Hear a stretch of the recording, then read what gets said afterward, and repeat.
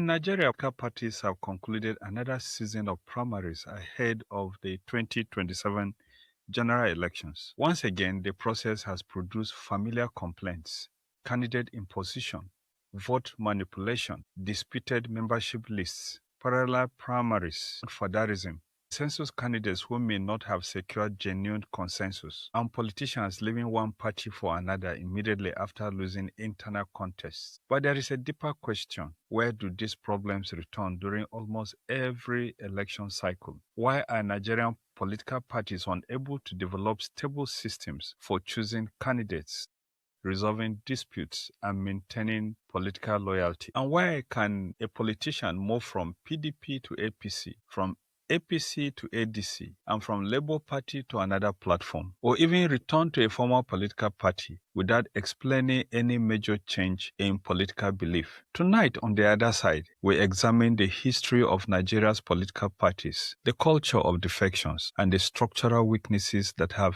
returned many political parties into vehicles for powerful individuals. I am Rimamnde Shawulu. A political party is supposed to be more than a logo on a ballot paper. It should represent recognizable ideas and social interests. It should recruit and train leaders. It should develop policies. It should select candidates through clear and credible procedures. And after winning an election, it should hold its members to a common governing program. But many Nigerian political parties only perform some of the functions listed above. They mobilize voters during elections. They nominate candidates. They distribute appointments after victory. But they often struggle to maintain accurate membership registers, independent local branches, transparent finances, or reliable systems for resolving internal disputes. This creates one of the central contradictions of Nigerian democracy. Our political parties can be electorally powerful while maintaining or remaining institutionally weak. They can win governorship, control legislatures, and even occupy the presidency. Yet a dispute involving one governor, one national chairman, or one influential financier can destabilize the entire organization. Nigeria's political parties emerged during colonial rule.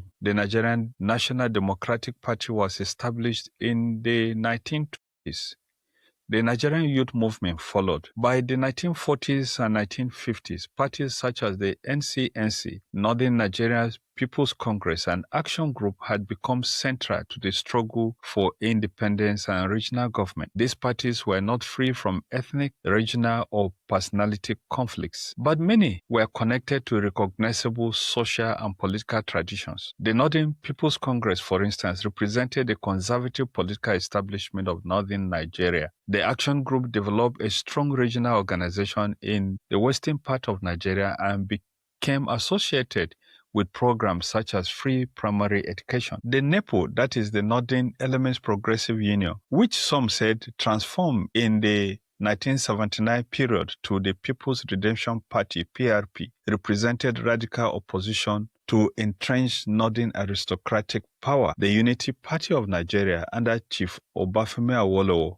promoted programs centered on education, health, and social welfare, and said it derived its inspiration from the Action Group of the First Republic. The military interruption of democratic rule repeatedly destroyed political organizations and prevented them from developing across generations. In the aborted Third Republic, the military government created only two political parties, that is the Social Democratic Party and the National Republican Convention. That experiment ended with the annulment of the June 12, 1993 presidential election. And when General Sani Abacha took over, he also created 5 political parties, the parties that were described by the former Justice Minister, Chief Bola Ige, as the 5 leprous fingers of Abacha. When civilian rule returned in 1999, 3 dominant political parties emerged: the PDP, the All People's Party, and the Alliance for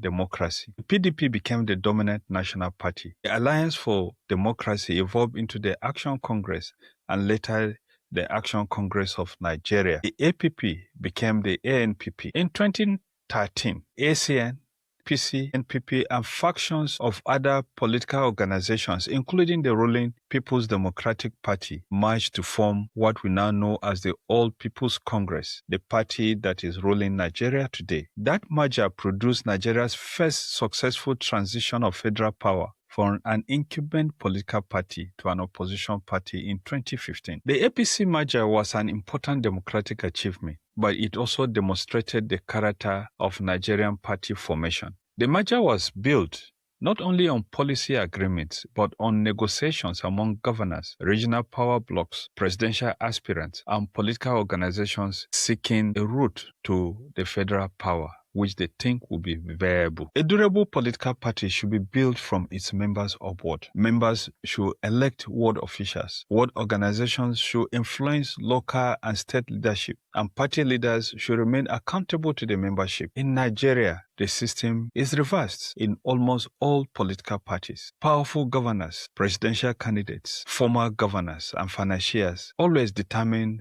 who becomes a party official at the state, local government, and even the national level. Party members are mobilized to endorse decisions that have already been negotiated by the elites. And sometimes the approval by the membership is just a formality. The members have no say in what the parties do, and the members do not contribute money that run the political parties. In constituencies dominated by one party, winning the primary may be more important than winning the general election. The party ticket provides access to political office. Political office provides control over appointments, budgets, contracts, and patronage. It makes a candidate selection a high-stake political and economic contest. A direct primary requires a reliable register of members, and indirect primaries requires an authentic list of delegates who are freely elected by party membership. But where membership records are inaccessible or controlled by factions, the leadership may effectively determine who is permitted to vote. Manipulation may occur through selective registration, competing delegates lists, exclusion of rival supporters, relocation of voting centers, or the announcement of figures that cannot be independently verified, or figures and results of primary elections being announced at the airports or in places far away from areas or places that have been designated for such activities. The reported controversies surrounding some 2027 primaries show that the direct primaries are not automatically democratic and may even be more undemocratic than the delegates' primaries. Without an auditable membership register and ward level results, a nationwide figure may be very difficult to verify. Political godfatherism is not simply the influence of respected leaders or elders. It exists when an individual or network uses money, control of party structures, political connections, or coercion to determine party executives and candidates. The problem is closely linked to party financing. Many parties do not survive primarily on regular dues paid by millions of members. They rely on governors, wealthy aspirants, and major political sponsors. The person who funds party offices, congresses, campaigns, transportation, media, and mobilization may expect to control the party's decisions. Consensus is not inherently undemocratic. Political parties across the world use negotiations to reduce internal conflict, but consensus requires consent. When party leaders decide the winner before consulting members, consensus becomes another name for imposition. Governors commonly influence party executives, delegate selection, local government structures, and campaign funding. A governor seeking to install a successor may use his influence to weaken rival aspirants. When senators, ministers, former governors, or national party leaders resist, the result may be a parallel Congress and competing primaries and litigation. This is why Nigerian political parties often appear to have several structures within the same state, one controlled by the governor, another controlled by a former governor, and sometimes a third associated with national party leaders. Nigeria's major parties publish manifestos, but politicians frequently move between them without explaining any change in policy or ideology. A politician can advocate an economic program in one party and adopt another one completely different when he defects to another party. In practice, the most important divide is not often between the left and right. It is between those in government and those outside government. These debates exist in Nigeria, but they rarely determine party membership or political defection. The 2027 primary season should not be treated as proof that every political party manipulated every contest, but the controversies reveal common structural weaknesses. Across political parties, aspirants and supporters reported disputes involving membership accreditation, consensus agreements, declared vote totals, appeal procedures, and the replacement of candidates. Some complaints were addressed through party appeal committees. Others moved into litigation. Many remain allegations unless established by judicial decisions, official investigations, or independently verifiable records. The central lesson is that no method is automatically credible. Direct primary can be manipulated through the membership register. An indirect primary can be manipulated through delegate selection. The consensus process can be manipulated through pressure. The credibility of the process depends on the rules, records, the independence of the officials, and the ability of aspirants to inspect and challenge the results. Why do Nigerian politicians change parties so frequently? The first reason is simple. Defection is often politically rational. When ideology is weak, a politician who loses control of a party structure has little reason to remain. Another party may offer ticket, protection from local rivals, or access to the ruling coalition. The ruling party generally across the world possesses major advantages. It attracts donors or funds from the government. It controls appointments. It enjoys greater visibility. And many politicians believe that proximity to federal power in Nigeria improves their prospects of winning election. This creates a self-reinforcing process in which the ruling party becomes stronger because people believe that it is strong and is capable of winning election. After all, the point of joining politics is to win election.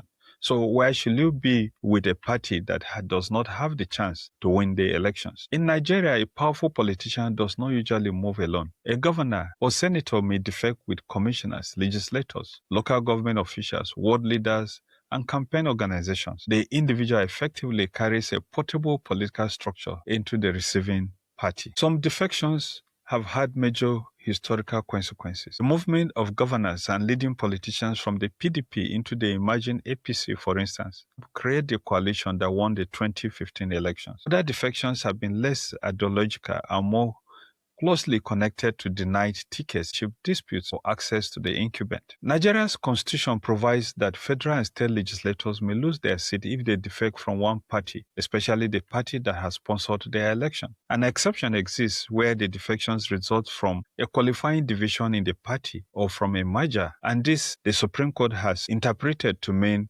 divisions at the highest level of the party, but enforcement has been inconsistent. Presiding officers may refuse to declare seats vacant. Defectors may claim that their former party is divided, even when there is no evidence that the party is divided. And court cases may continue for much of the legislative term. The constitutional restriction also applies mainly to legislators. A president or governor does not automatically lose office merely because of a change of the party. This creates different rules for different categories of elected officials and may appear discriminatory to the legislators who have to vacate their seats because they have moved from one party. What happens to governors who also defect? When political parties are unstable, voters cannot be certain what a party label actually represents. A politician may campaign under one manifesto, win office, and join another political party without returning to the electorate. Opposition parties will lose legislators and governors. Parliamentary scrutiny weakens, and courts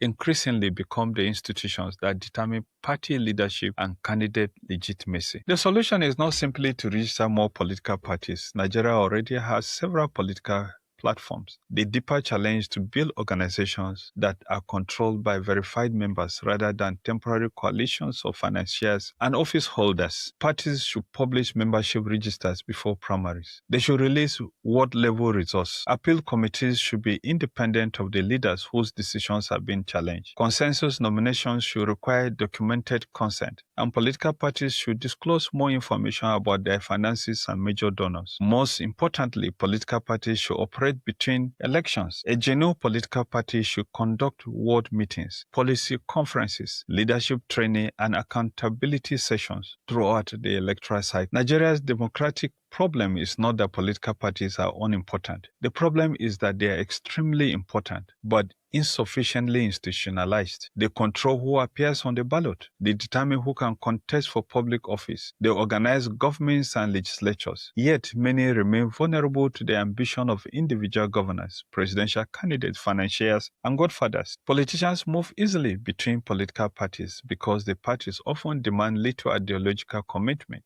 The name changes, the scarf changes, the campaign slogans changes, but the political network, the supporters, and sometimes even the promises remain the same. The controversies surrounding the 2027 primaries are therefore not isolated incidents. They reflect a deeper struggle over whether political parties belong to their members or to the powerful individuals who finance and control them.